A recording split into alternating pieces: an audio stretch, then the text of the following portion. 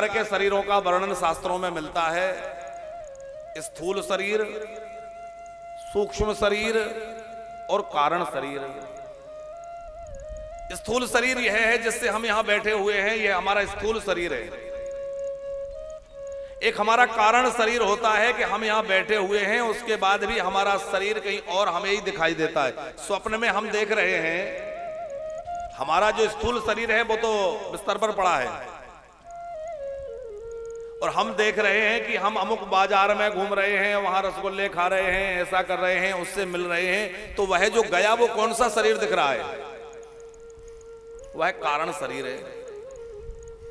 हमारा कारण शरीर स्थूल शरीर के रहते हुए भी इससे पृथक होकर के कहीं कहीं संचरण करता है, वह कारण शरीर कहलाता है। स्थूल शरीर, कारण शरीर। तीसरा है सूक्ष्म शरीर। जब हमारा यह स्थूल शरीर नष्ट हो जाता है व्याधि के कारण या जिस भी प्रकार से मृत्यु हो जाए, तो हमारा यह जो भौतिक शरीर है यह नष्ट हो जाएगा। इस भौतिक शरीर के 3 प्रकार की गतियां कही गई हैं। या तो यह भस्म बन जाएगा, इसका अग्नि संस्कार हो जाए तो भस्मीभूत हो जाएगा। यदि इसको पृथ्वी में गाड़ दिया जाए तो कृमि इसको विष्ठा बना देंगे, तो कृमि बीट बन जाएगा। अथवा जल में इसको विसर्जित कर दिया जाए तो जल जंतुओं का भोजन बन जाएगा। तो स्थूल देह तो नष्ट हो गया। अब जो यात्रा है वो कौन करेगा? सुख दुख आदि जो भोगने हैं नरकों में अथवा स्वर्ग में, वो कौन भोगेगा?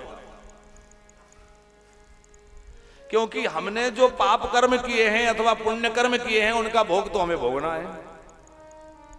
तो उन कर्मों के भोग के लिए हमें एक शरीर प्राप्त होता है जिसका नाम है सूक्ष्म शरीर। गरुड़ पुराण के अनुसार हम लोग 10 दिनों तक जो पिंड प्रदान करते हैं, मरने के बाद से ही जैसे मृतक की मृत्यु हुई और उसकी यात्रा के आरंभ हुआ, तो यात्रा के आरंभ से ही उसके लिए पिंड प्रदान किया जाता है। और अंत्येष्टि के समय तक 4 पिंड उसको प्रदान उसी दिन किए जाते हैं। पहला पिंड उसकी जो मृत सैया है उस पर, उसके बाद में उसको निकालते समय द्वार पर एक पिंड दिया जाता है, तीसरा पिंड अर्ध मार्ग में दिया जाता है, और चौथा पिंड चिता पर लेटाते समय दिया जाता है। इस तरह 4 पिंड उस समय प्रदान किए जाते हैं। और क्रमशः 10 दिनों में 10 पिंड दे करके ये 14 पिंड हुए। इससे उस मृतक व्यक्ति को देह उत्पन्न होती है, शरीर उसको प्राप्त होता है। तो गरुड़ पुराण में तो विस्तृत वर्णन है कि कौन से दिन के पिंड दान करने से उसका कौन सा अंग निर्मित होता है। उसको वह सूक्ष्म शरीर प्राप्त हो गया। 13 दिनों तक वो जीवात्मा यहां रहा और हम अपने स्वजनों के द्वारा दिए हुए पिंड दान आदि जो जो भी वस्तुएं की गई हैं उनको वो देखता है कि मेरे निमित्त क्या क्या किया जा रहा है। उसके बाद वह मृतक आगे की यात्रा निश्चित करता है। अब वो आगे की यात्रा उसको किस प्रकार से करनी है और किस दिशा में करनी है, यह उसके कर्मानुसार निश्चित होता है। यदि कोई सत्कर्म करने वाला है तो उसको उत्तम उत्तम लोकों में ले जाया जाता है।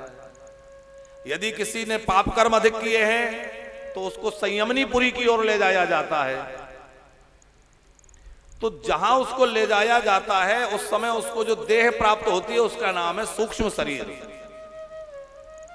उस सूक्ष्म शरीर के द्वारा उसको सुख दुख आदि भोगना होता है। उस सूक्ष्म शरीर को भी भूख भी लगती है, प्यास भी लगती है, इच्छाएं भी होती हैं, पर उसकी विशेषता यह है कि वो अत्यंत वेदना उत्पन्न होने पर भी मृत नहीं होता, उसकी मृत्यु नहीं होती। उसको काट दिया जाए, जला दिया जाए, क्योंकि वह एक तरह से आत्मा का ही स्वरूप है।